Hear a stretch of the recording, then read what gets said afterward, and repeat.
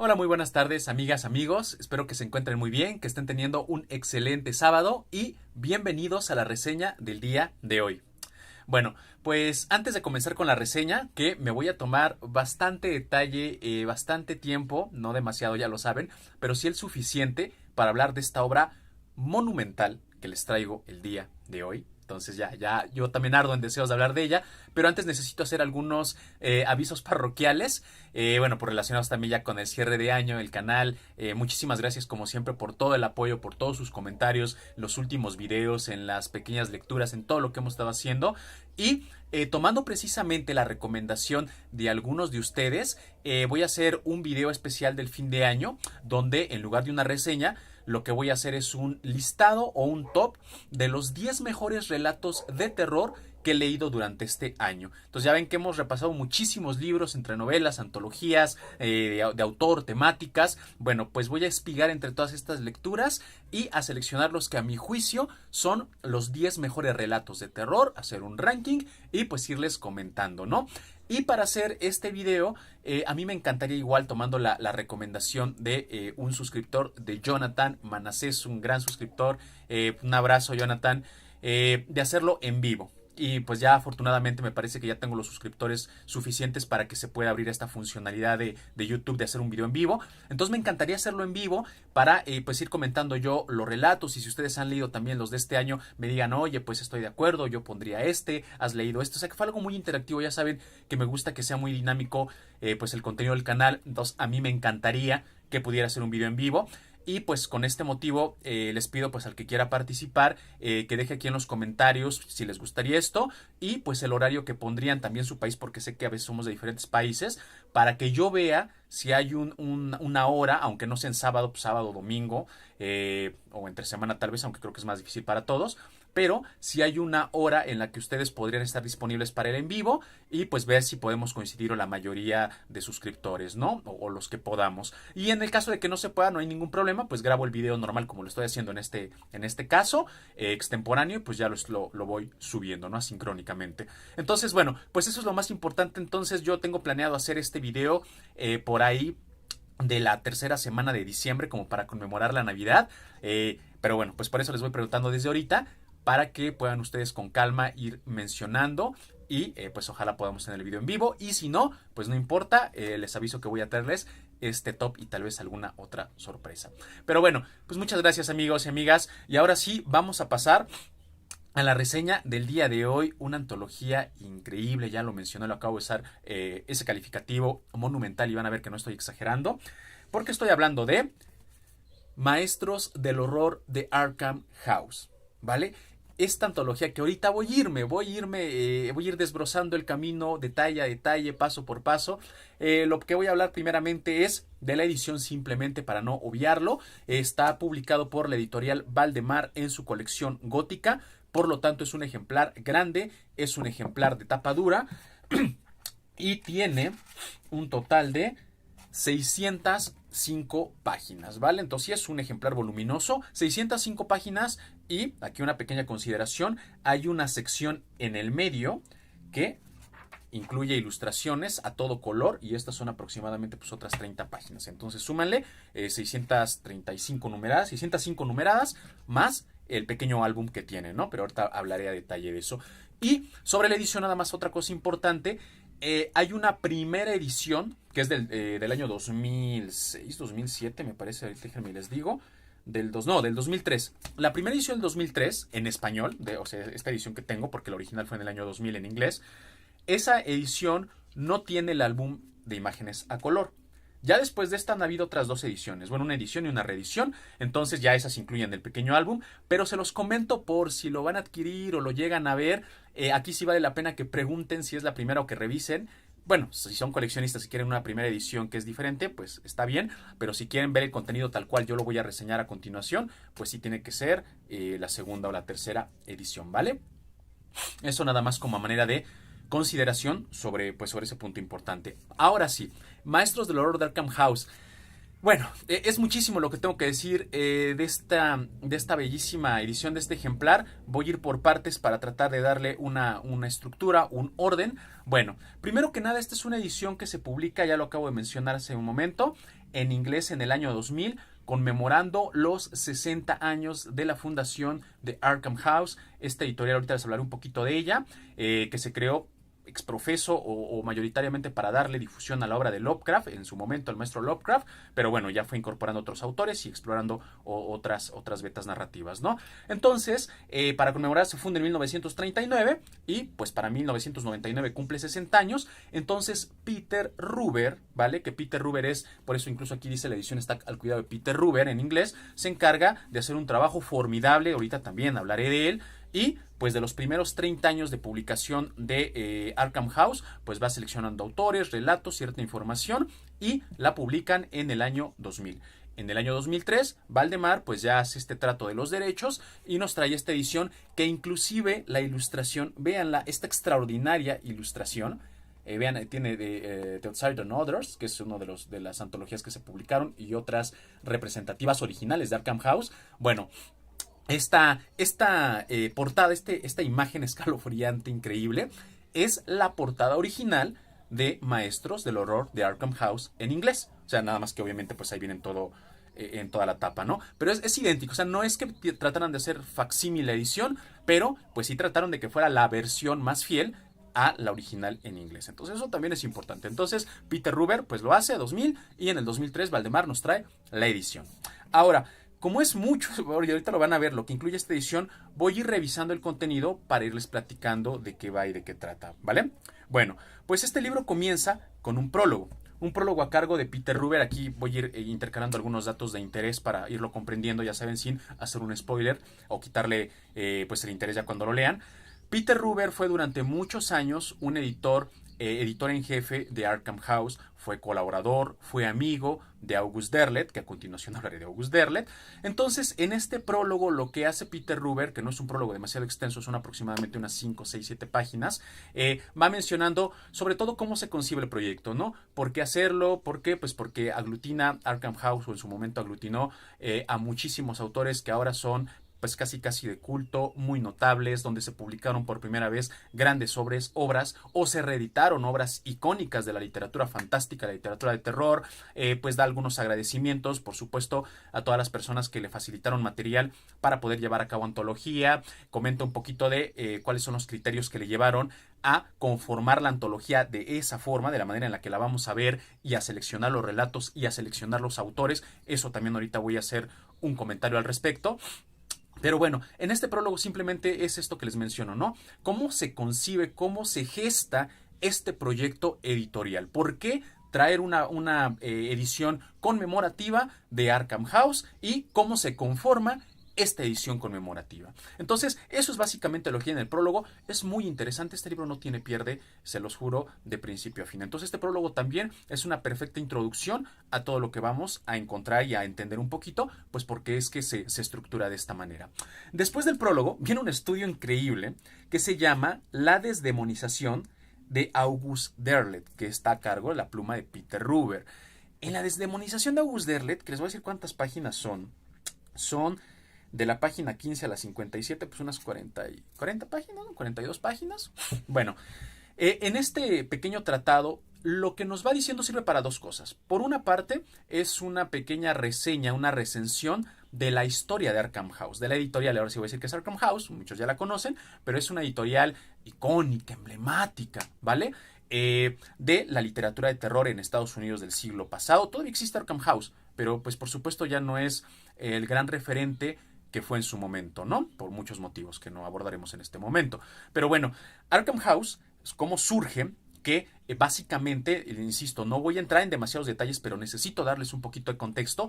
Surge debido a la inquietud y a la preocupación de August Derleth, amigo personal, de las pocas personas que conoció de manera física, de manera presencial a Lovecraft, su albacea literario, una persona que cuando Lovecraft no era conocido o no era tan conocido como ahorita, o simplemente era conocido, catalogado como un escritor de otros tantos, de revistas pulp, de fanzines, pues de literatura muy popular, ¿vale? No de literatura como ahorita que casi es de culto y se publica pues de manera muy especializada. No lo era Lovecraft en ese entonces. Entonces August Derleth lo que hace es fundar este sello editorial de manera independiente al principio y en compañía de Donald Wandrei, que fue otro amigo y otro colaborador también de Lovecraft, para empezar a impulsar primariamente pues la obra de Lovecraft y pues también para hacerlo más amplio el proyecto y darle difusión y también hacerlo rentable, pues ya empezó a invitar a otros colaboradores que habían trabajado con otras revistas, porque hay que decirlo, había muchísima competencia en ese entonces, fue el gran auge de la literatura pulp en la primera mitad del siglo pasado en Estados Unidos. Entonces había Weird Tales, Strange Stories, Black Mask, Blue Book, que son revistas que me imagino que la mayoría también ya no existen ahorita, pero que en ese entonces pues igualmente agrupaban a todos estos autores muy conocidos, Robert Howard, Clark Ashton Smith, el mismo Lovecraft, August Derleth, muchos, Robert Bloch, o sea, muchísimos, que ahorita, insisto, ya son muy conocidos, pero en ese entonces hicieron sus pininos ahí, ¿vale? Entonces, pues imagínense, ¿no? Posicionarse dentro de un mercado que ya tiene mucha oferta y que ya le lleva ventaja a muchos sellos editoriales y que tienen también ya pues mucha más rentabilidad que fundar desde cero un sello, pues no fue cosa fácil. Entonces la primera intención de este estudio, la desdemonización de August Derleth, es hablarnos del génesis de esta editorial y pues de las vicisitudes que se padecieron de manera económica, legal, interpersonal, de derechos, de controversias, de muchas cosas para pues su fundación y su mantenimiento. Y por otro lado, esa es la primera intención, y por otro lado, como su título lo dice, es pues difuminar algunos de los mitos que están alrededor de August Derleth. August Derleth, yo cuando hice el video de la semilla de Cthulhu, que lo pueden ver aquí reseñado, yo lo dije, es un autor muy controvertido, amado por muchos, apreciado por otros, detestado por otros. En lo personal a mí me agrada la prosa de August Derleth, pero pues es un autor, insisto, que desata mucha polémica, ¿no? Entonces aquí Peter Ruber, que trabajó directamente con él, que Peter Ruber él mismo era, porque en paz descanse, falleció 14 años después de esta antología, en el 2014 ya falleció ya Peter Ruber.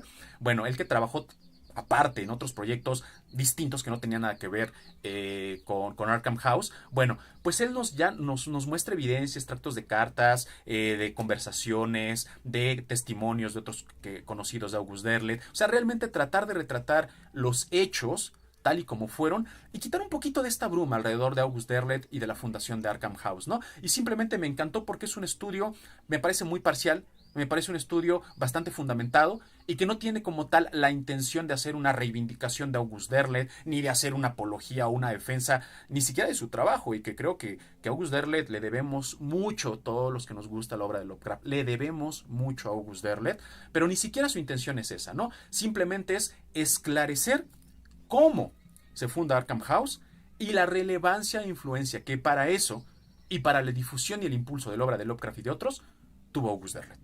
Simplemente esclarecerlo de esa manera, ¿no? Que lo podamos comprender. Entonces, me parece un estudio imprescindible, que tenemos que leerlo y una gran oportunidad tenerlo aquí. Eso es con lo que continúa la edición después del prólogo, ¿no? Termina esto de la desdemonización de August Derleth y viene una de las partes que más me encantaron y agradezco, es que esta edición es una joya. Vienen extractos de cartas de H.P. Lovecraft a August Derleth, son 20 páginas de extractos de cartas. Digo que esto es una joya porque en español no hay ninguna edición, cosa que me parece rarísimo. No sé si sea un tema de derechos o económico, de intereses, de rentabilidad. También yo sé que es un público limitado quizás para emprender una labor así.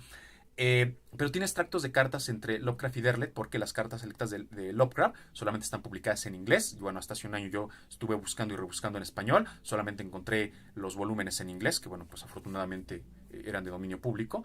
Y bueno, entonces en estas cartas es una perfecta introducción todavía, porque nos dicen, bueno, vamos por partes de lo que he mencionado. El prólogo de Peter Ruber de cómo se concibe este proyecto, de lo que representó Arkham House, de por qué hacerlo. Luego, la desdemonización de August Derleth, donde vemos realmente cómo es que se gesta y que surge esta editorial y todo lo que tuvo que confluir y que converger para que pudiera consolidarse este proyecto, esta iniciativa, y pues siempre con esta gran bandera de darle difusión a la obra de Lovecraft y pues quitando un poquito de esta polémica, ¿no? Lo que acabo de mencionar, de estos malentendidos alrededor de la figura de August Derleth.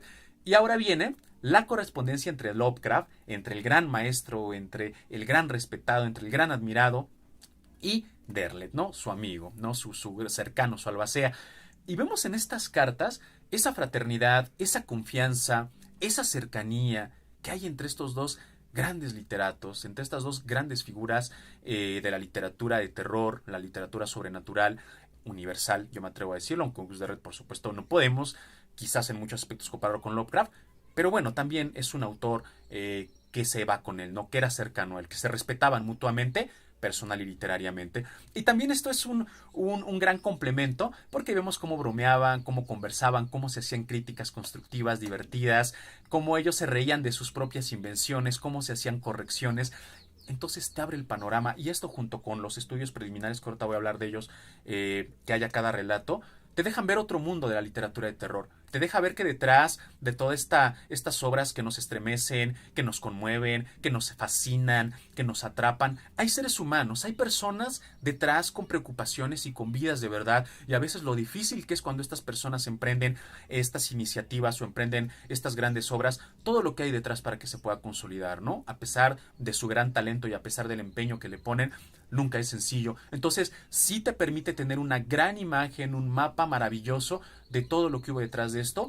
E insisto, en el caso de estos dos pues grandes amigos, de estos literatos tan cercanos, Lovecraft y Derred, también ves y te acercas un poquito a cómo fue su relación personal.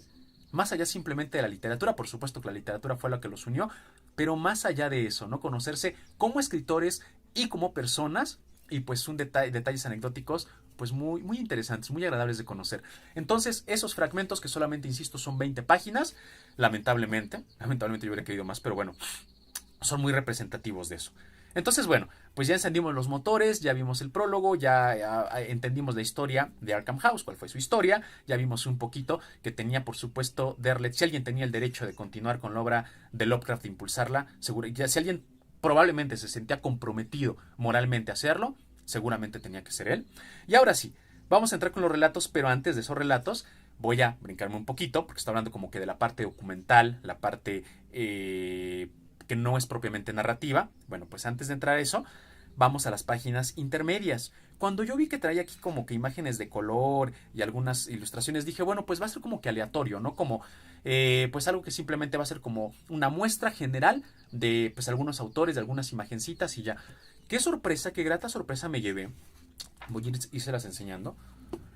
Cuando vi que de todos los autores, absolutamente todos los autores que están incluidos aquí con algún relato, de todos viene su fotografía, de todos viene una pequeñísima semblanza biográfica, porque, bueno, pues así viene una pequeña biografía aparte, pero viene una pequeña semblanza o resumen aquí, viene su foto y vienen las ilustraciones de sus principales obras publicadas en Arkham House e incluso en otras editoriales.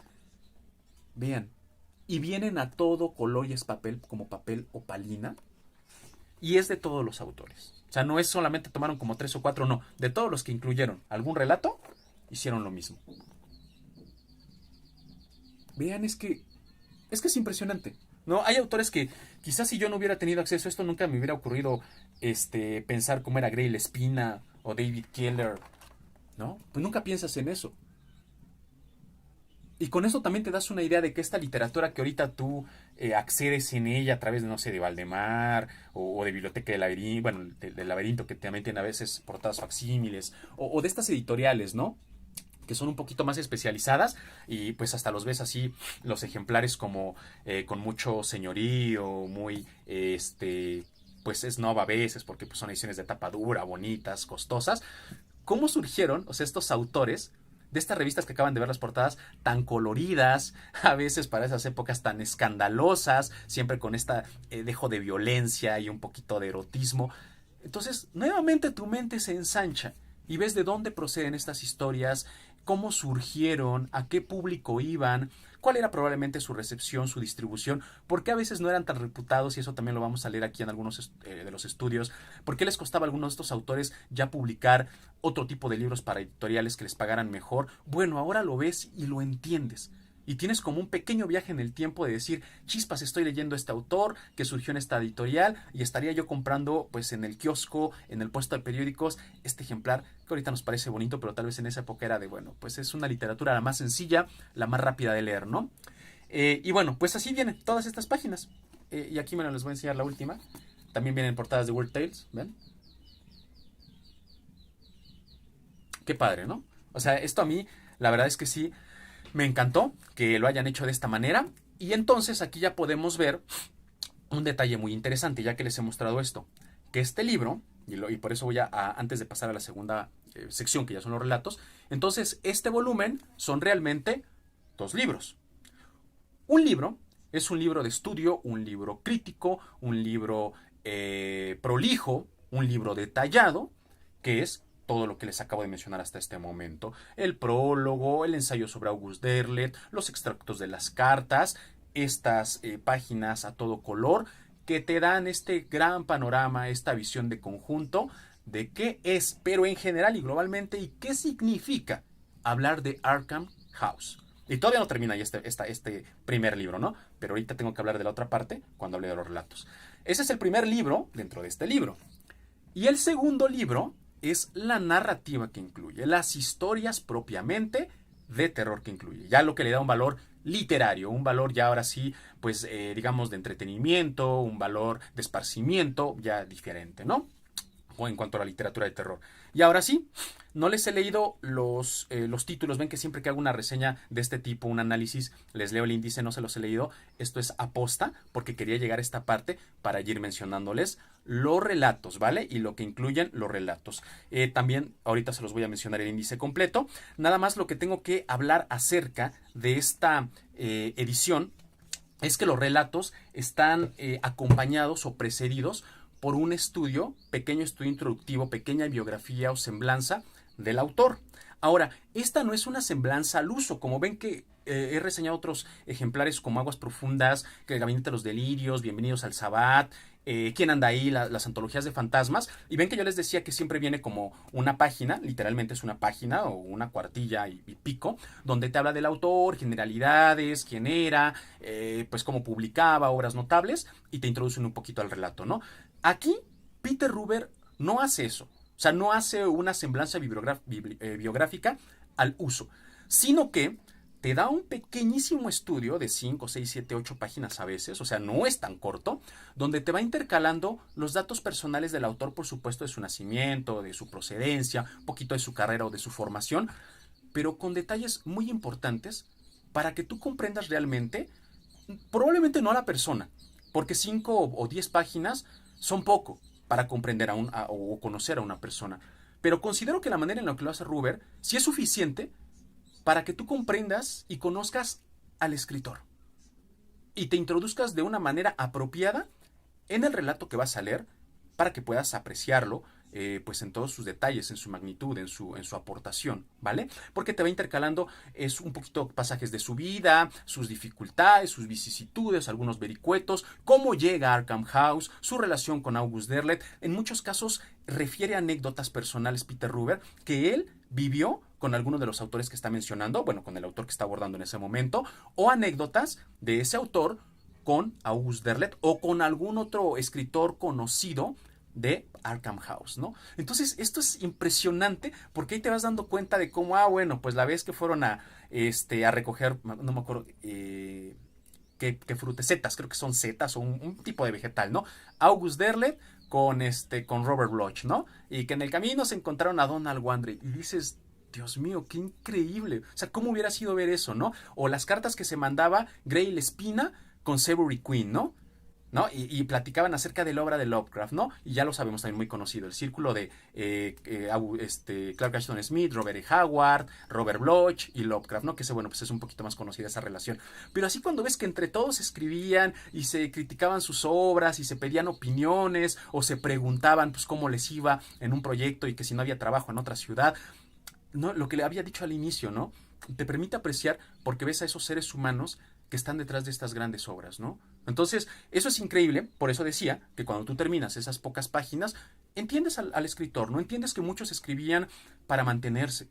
Entonces publicaban, no sé, en una década, 300 relatos, 300 cuentos. O sea, yo quisiera tener un cuarto del talento y de la disciplina y del esfuerzo que ellos hicieron, pero te das cuenta que a lo mejor eso era para sostenerse, lo hacían bajo demanda, eran mal pagados, algunos no, algunos lo hacían porque tenían una situación económica favorable, entonces lo hacían meramente por entretenimiento, algunos lo hacían en colaboración, otros iban ofreciéndolo de editorial en editorial. ¿Por qué es importante esto? Y por eso les digo, porque ya con esto tú entiendes ¿Por qué a veces es el cambio tan abrupto en los estilos de un autor? ¿Por qué algunos se centraron en una temática y otros le dieron prácticamente a todos los géneros policíaco, vaqueros, misterio, detectives? O sea, ya con esto, por eso decía, si es suficiente para comprender al escritor, no para conocer tal vez a la persona, pero sí para comprender al escritor y comprender su obra, ¿no? Y también a veces para ser muy atento con ciertos detalles de su narrativa y ver que muchos eventos de su vida personal pues también tuvieron alguna influencia o repercusión. Entonces, esta parte de estos estudios yo también las pondría, pero eso les decía, en este primer libro dentro de este volumen, que es el libro documental, ¿vale? El libro histórico. Entonces lo proponemos junto con el ensayo de Derlet, las cartas, las imágenes, bueno, el archivo, casi un archivo de imágenes, y estos pequeños ensayitos de autor deliciosos y magníficos. Bueno, entonces ahí tenemos el primer libro. Si este libro, si Maestros del Horror de Arkham House, solamente incluyera esto, les juro que yo me hubiera comprado el ejemplar. No importa, o sea, hubiera pagado el mismo precio con tal de tener esto. Pero aquí la buena noticia, la fabulosa noticia, es que para complementar esto y después de que ya te dieron toda la historia de Arkham House, ahora sí, vamos a ver una muestra de todo lo que los autores de Arkham House publicaron en los primeros 30 años de esta editorial.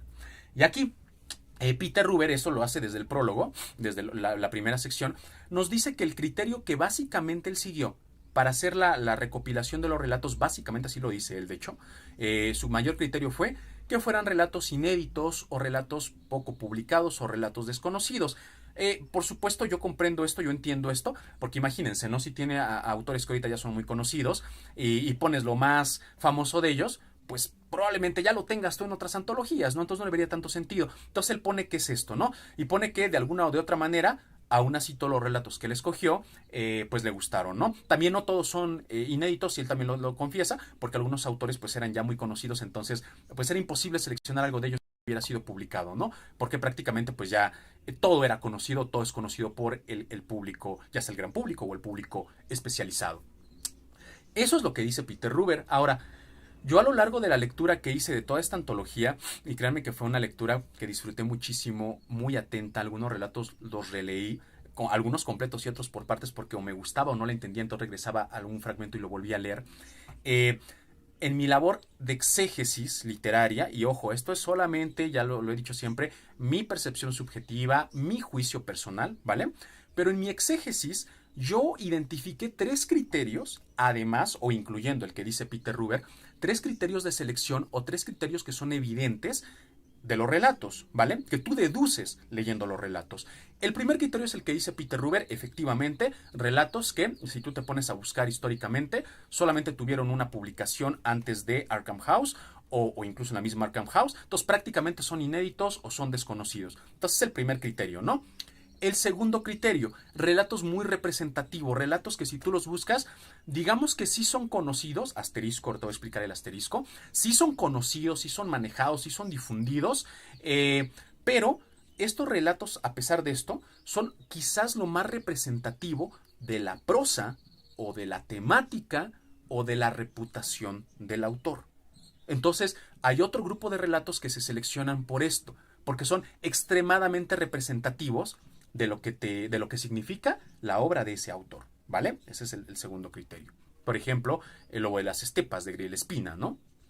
Y tercer criterio, relatos que simplemente le gustaron a Peter Ruber, que él también lo menciona, ¿no? Que de alguna u otra manera, como dice, le atrajeron, le parecen atractivos, ¿vale? Entonces simplemente aquí sí es su juicio de editor y un gran editor que insisto fue Peter Ruber, pues con todos los autores con los que se codeó, entonces podemos confiar en su criterio, que algún relato le gustó y lo incluyó, ¿no? Aunque fuera un relato extremadamente conocido, pero pues lo incluyó, por ejemplo, el pequeño asesino de Ray Bradbury, ¿no? Entonces, estos son los tres grandes criterios. ¿Por qué les menciono esto? Bueno, a mi juicio, ¿no? Lo que yo puedo inferir leyéndote a toda la antología y analizándola. ¿Por qué les menciono esto?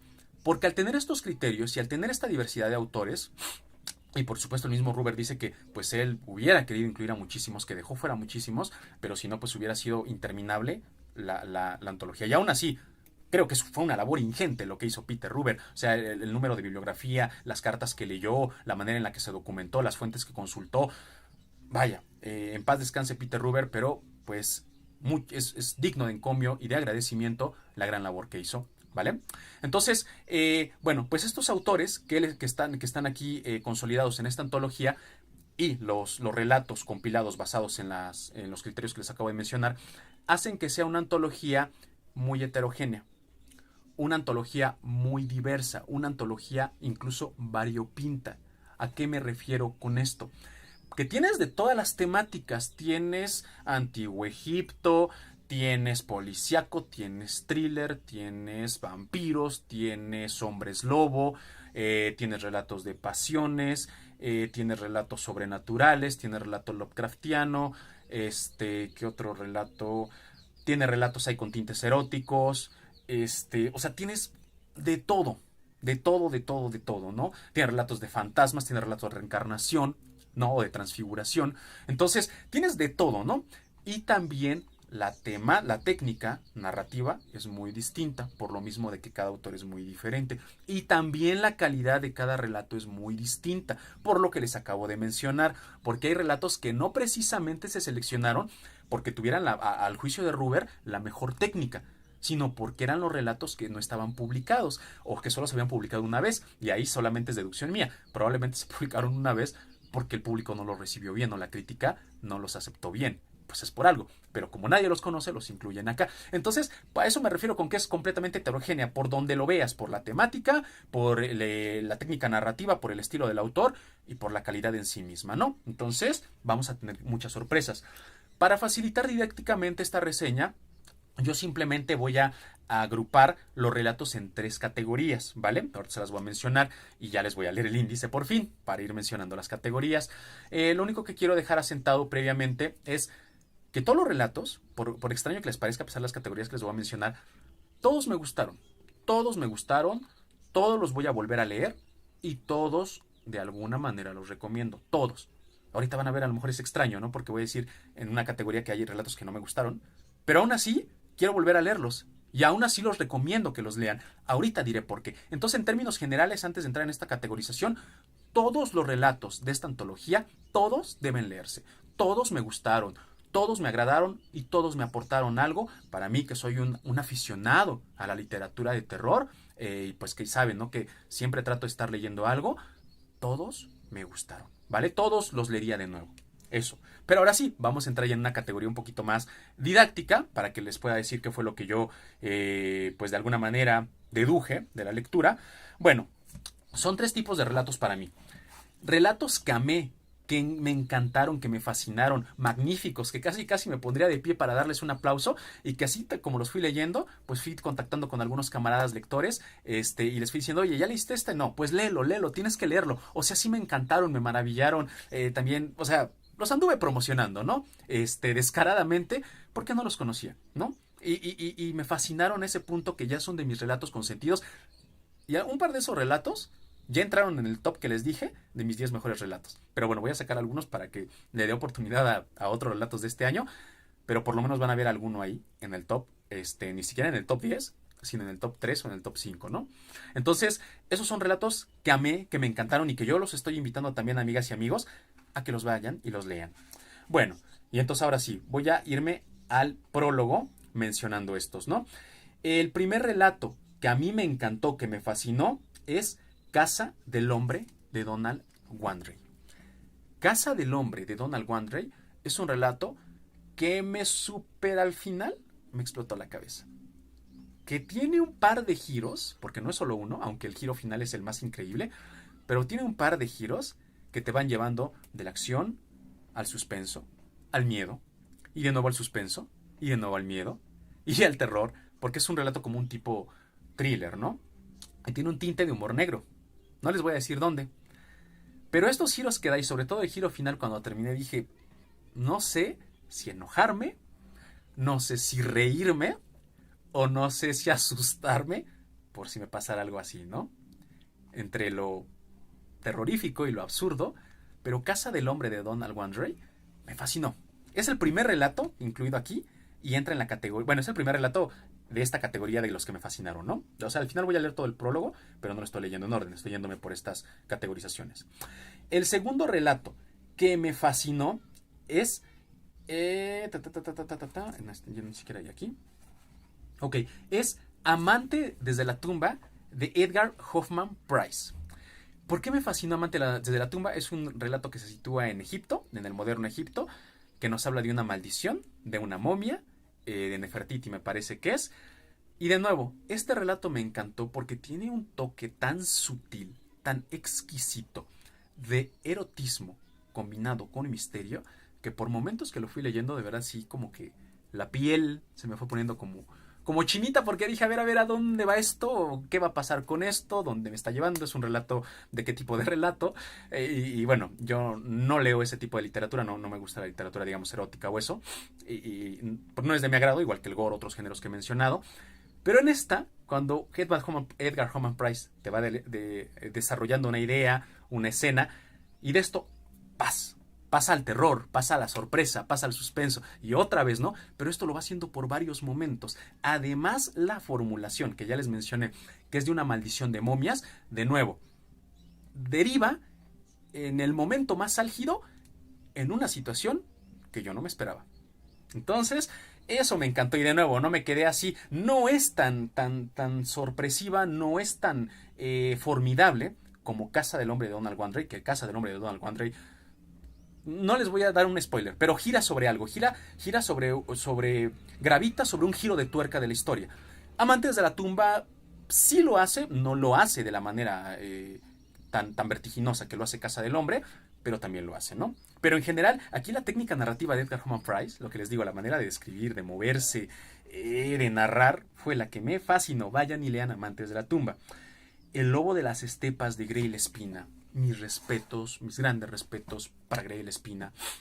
Bueno, también ya falleció, que todos los autores, imaginen, pues son del siglo pasado, prácticamente. El lobo de las estepas es una historia de licantropía, es una historia de hombres lobo, pero es una historia muy peculiar, no es una historia al uso. Porque en esta historia tú puedes distinguir 3 momentos de terror y puedes distinguir 3 entidades de terror. O sea, sí es una historia de hombres lobo, pero no es que el mal o el antagonista siempre sea el hombre lobo. No. El hombre lobo es uno de los antagonistas y el arco del hombre lobo es una de las partes de la narrativa de terror.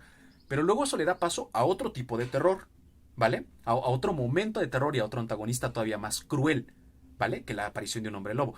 Y luego, para finalizar, pasa a otro tipo de terror, a otra entidad todavía más tenebrosa y oscura.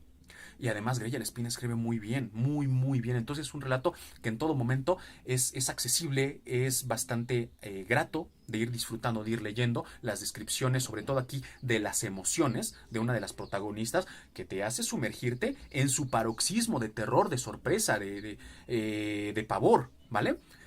Pero estos 3 momentos narrativos realmente a mí fue lo que me sorprendieron. Y se me hizo increíble de Grey Espina. Y no se siente forzado. O sea, es tan natural como las matrioshkas rusas, las muñecas, tan natural como se van encajando hasta llegar al mal mayor, que es el último y gran antagonista. Y en un relato, porque no es una novela, es un relato. Imagínense hacer eso en un relato de terror, un relato breve. Luego, El pequeño asesino de Ray Bradbury, que quien lo haya leído, porque este sí, bueno, Ray Bradbury es muy conocido. El pequeño asesino también. Este relato, lo único que puedo decir, es un relato que juega con tu mente por muchas partes, porque no sabes si estás ante un relato, y los que lo han leído lo saben, si estás ante un relato, estás ante el relato de una persona o de una familia que está rayando en la esquizofrenia, en lo mental. Ya saben que está ahorita también de moda en las películas hacer esto, como que giros en la trama psicológica. O sea, no sabes si estás ante eso o ante un verdadero mal sobrenatural, o más allá de sobrenatural, yo diría inhumano, porque ni siquiera es que estemos apelando a una entidad preternatural. O sea, estás hablando de un engendro, de una monstruosidad, de una aberración inhumana, que no tiene explicación por donde lo veas, o sea, ni siquiera es sobrenatural. Pero no sabes si estás entre eso o estás en meras fantasías, especulaciones, que están jugando con la mente de los protagonistas y están jugando con tu propia mente. No lo sabes y no lo vas a saber hasta el final. Y el final, impresionante. Bueno, es lo que puedo decir del pequeño asesino de Ray Bradbury. Y el otro relato, el último relato que entró en esta categoría, El señor de Cotswold, de Nelson Bond.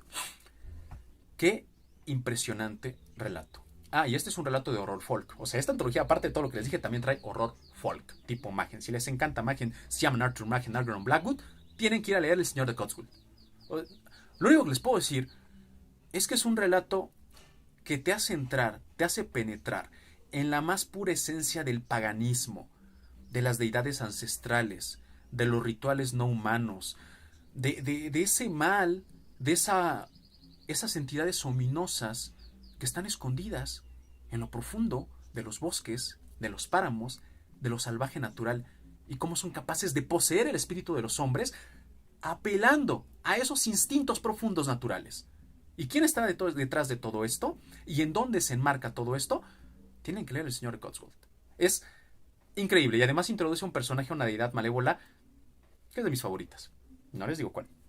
Pero estos relatos que les acabo de mencionar son mis imperdibles, son los que amo, los que adoro. O sea, por eso lo estoy diciendo tan encarecidamente, y si ven mi vehemencia, es por eso, porque los amé. Luego viene la segunda categoría, que ahí no voy a mencionar, bueno, voy a mencionar los relatos. Son relatos buenos de terror, son relatos entretenidos, son relatos interesantes, son relatos que te aportan mucho. Pero, y me gustaron también mucho, pero no los pongo al nivel de los que les acabo de mencionar. Pero son relatos muy buenos, por eso les digo que todo me gustó.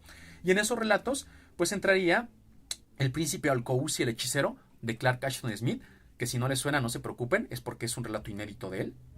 Un relato de 1,5 páginas o de 2 páginas, es súper sencillo, pero me gustó, es el estilo de Clark Ashton Smith. El Valle de lo Perdido, de Robert E. Howard, es un relato tremendo, increíble, es un relato muy de Howard, y ven que en este año reseñé sus 2 antologías, entonces es un relato al nivel de Cana Negro, es un relato al nivel de Las Palomas del Infierno, es un relato al nivel de El Fuego de Azurbanipal. Es un gran relato sobrenatural, ¿no? Pero, bueno, a lo mejor es porque ya lo he leído tanto a Howard este año, que no lo pongo en el otro nivel. Y es que los otros relatos, sí, comparado este relato de Howard con los otros, que a mí los otros me gustaron más. Pero es un gran relato, es increíble. Y también, ya saben, es Lovecraftiano, va como por lo Lovecraftiano, por allá va. El murciélago es mi hermano, de Robert Bloch, es un gran relato, es también, le introduce ahí cierto humor negro al final, de Robert Bloch, muy, muy bueno. La llave del cerrojo, de Russell Wakefield, es un buen relato, es un relato como de suspenso, es un relato como de terror también, pero me gustó. O sea, no voy a hablar también a tardar demasiado porque ya el video ya llevó mucho tiempo. La recompensa de Ayak, de Carl Jacobi, muy buen relato. Tigre marino, de Henry S. Whitehead, un relato onírico, un relato muy bonito, es un relato muy bonito, es fantástico, es muy bonito. El dios de orejas de perro, de Frank Bernard Long, un relato breve, conciso, suficiente, un buen relato de terror, bueno. La hermosa dama, de David H. Keller, que con eso yo leí Tigresa, de David H. Keller, hace poco, y tenía ahí un tema con las mujeres, con las femme fatal. Es un buen relato y también es muy sencillo, ¿eh? La acción pasa como en 3 páginas, pero es bueno. Fórmula rítmica, de Arthur J. Burks, un buen relato de terror también, muy interesante. George está bien, de Howard Wandrey, que fue hermano de Donald Wandrey. Un relato de terror también hay medio macabro, por lo que implica, sencillo, pero es bueno. Algo viejo, de Mary Elizabeth Conselman. Ahí sí es un relato también vertiginoso, muy vertiginoso, que habla sobre las maldiciones del pasado. También es bueno. Bon Voyage, Michelle, de Savory Queen. Si les gusta Savory Queen, este igual es un buen relato, lo que podemos esperar de este autor. Buen relato de terror. Y La ventana abierta, de Vincent Starrett, ¿vale? La ventana abierta, que también creo, ese viene en el de El gabinete de los lirios, y ya un poquito de ese relato. Muy sangriento, muy cruel. Es un buen relato de terror, ¿no? Y ahora, esa es la segunda categoría, que prácticamente con esto se termina la antología, lo que les acabo de leer. Ese es el índice, salvo por 2 relatos, que son los 2 relatos que entran en la categoría de los relatos que no me gustaron. Y yo creo que gran parte de que no me hayan gustado es porque son de autores que me gustan mucho, y que he leído mucho, y que conozco mucho. Y cuando los leí aquí, probablemente se deba a mi expectativa, que no me gustaron, ¿vale? Aunque son buenos, ¿no? Pero no me gustaron. Que son Propiedad del Anillo, de Ramsey Campbell. O sea, ¿y de quién estamos hablando? De Ramsey Campbell. Probablemente de la segunda mitad del siglo XX. Es de los mejores autores de terror que hay. Y tiene sagas, tiene novelas, tiene relatos. Edición fría, por ejemplo, en lo Lovecraftiano. Increíbles, le aportó mucho a la obra o al corpus de lo Lovecraftiano, de Cthulhu. O sea, es un gran autor que se mueve y es muy diverso. Propiedad del Anillo, aparte que es un relato breve, es un relato que se me hizo tan surrealista, tan extraño, tan experimental. Les juro que no entendí ni la más remota idea de qué quiere decir, o para qué se trató, o cuál era la trama de Propiedad del Anillo. En inglés no está reseñado. Lo busqué en inglés para ver qué interpretaciones había. No lo encontré. No lo encontré de verdad. Búscalo. No lo encontré en inglés reseñado. Y en español solo encontré dos referencias. Una que dice una referencia de una entrada donde dicen nada más. No me gustó es completamente prescindible. No me gustó Propiedad del Anillo. No dicen más. Y otro donde dicen hay relatos de esta antología que no entendí como Propiedad del Anillo. O sea que, bueno, por lo menos no estoy tan mal, ¿no? O sea, también de las únicas dos entradas o personas que hablan de ese relato en la web, tampoco lo entendieron, ¿no? Entonces, les digo, a lo mejor es porque yo esperaba mucho a Ramsey Campbell o algo distinto, como en el caso que era Aston Smith, que El hechicero Alcoz, aunque es un relato muy simple y muy sencillo y se acaba súper rápido, pero es bueno porque es el estilo de Aston Smith. Y en el caso de Propiedad del Anillo, no. Es un relato que no le entendí, pero absolutamente nada. Y ese sí, pero ahora, ¿por qué les decía? Bueno, yo ahorita voy a ese punto de por qué si lo leería de nuevo. Y August Derleth, del último relato, que es una colaboración que se llama Un visitante del exterior, que es de August Derleth y Mark Schutter. Es una colaboración, de nuevo, porque yo conozco el trabajo de August Derleth, y más allá de los pastiches que hace y de todo lo que le podamos criticar, tiene un estilo de narrativa, y son entretenidas sus historias, ¿no? Y lleva un buen arco argumental hasta terminarlas. Y en el caso de Un visitante del exterior, también es un relato breve. Se me hizo una descripción de hechos y algo que terminó muy rápido y algo que como que pues fue algo que hiciste porque querías escribir algo de hechicería de terror y meterlo con algo pues sobrenatural o Lovecraftiano, pero aquí sí no salió muy bien, ¿no? No sé si sé por qué fue una colaboración o por algo, pero no me gustó el relato. Ahora, si no me gustaron, ¿por qué los recomiendo que los lean? Que es lo que les decía, y porque yo mismo los volvería a leer. Por lo que les dije al inicio, porque con esto te das cuenta que estos autores, que escribieron en su vida 500 relatos, 600 relatos, que muchas veces lo hacían para vivir, un consejo de Derleth que aquí leí, que decía, nunca trates de vivir la escritura, consíguete un trabajo que te deje tiempo y escribe, pero nunca trates de depender de August Derleth, porque ese fue el error que yo cometí. Y se lo dijo de hecho a Ramsey Campbell, porque fue mi error, y veme todo lo que he padecido por tratar de vivir de la escritura. Les digo que este ejemplar es increíble, te enseña muchas cosas. Entonces, si tienes que entregar, y es lo que yo estoy infiriendo, pues un relato para poder comer con una editorial y otro a la semana, y vas a hacer 500 relatos a lo largo de tu vida, por supuesto que los 500 no van a ser obras de arte magníficas para la posteridad. Algunos simplemente van a ser muy puntuales sobre una temática. Muchas veces que el editor te diga, quiero un relato de esto, y lo quiero de esta extensión porque van estas páginas, y lo quiero para esta fecha, lo vas a producir. Entonces, incluso estos relatos que no me gustaron, me permitieron conocer otra faceta de estos autores que me gustan, de Campbell y de Derleth, y entenderlos, y explorarlos, y valorarlos en su justa dimensión. Por eso, a pesar de que no me gustaron los relatos, fueron buenos relatos para leer, y los volvería a leer para siempre tener presente cómo es apreciar en su justa dimensión la obra de un autor, ¿vale? Y también, pues, para mí animarme, yo que me gusta escribir de vez en cuando, de que no todo va a salir perfecto. No todo siempre va a ser perfecto, y no está mal. Entonces, esas son, amigos y amigas, ya casi llego a los 50 minutos. Muchas gracias por haberme acompañado. Maestros del horror de Arkham House. Este libro, este librazo, estos dos libros son la super recomendación de esta semana y sin duda una de las mejores antologías que he tenido el placer de disfrutar y de reseñar durante este año y de los últimos años. Entonces, amigas y amigos, muchas gracias por acompañarme. Si tienen alguna duda, algún comentario, sugerencia, déjenla aquí en los comentarios. Saben que para mí es un gusto leerlo, contestarles, y pues que sigan teniendo una excelente tarde. La semana que viene traemos la reseña de Cuentos de los Tres Hemisferios de Lord Dunsany. Pues que sigan teniendo un gran sábado y nos estamos viendo.